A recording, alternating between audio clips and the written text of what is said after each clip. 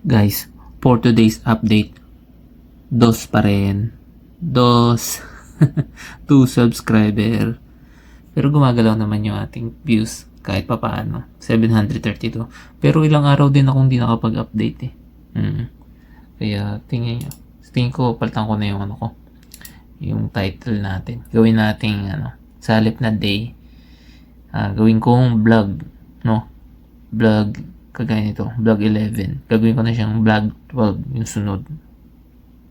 Total naman di man tayo araw-araw nakakapag-update. Kagaya nito, parang 2 days ata tayo hindi nakapag-update. So, yun lang. Ito yung updates ko ngayon. Views lang yung gumalaw, pero yung subscriber, dalawa pa rin. Ito yung content natin, no? Yun.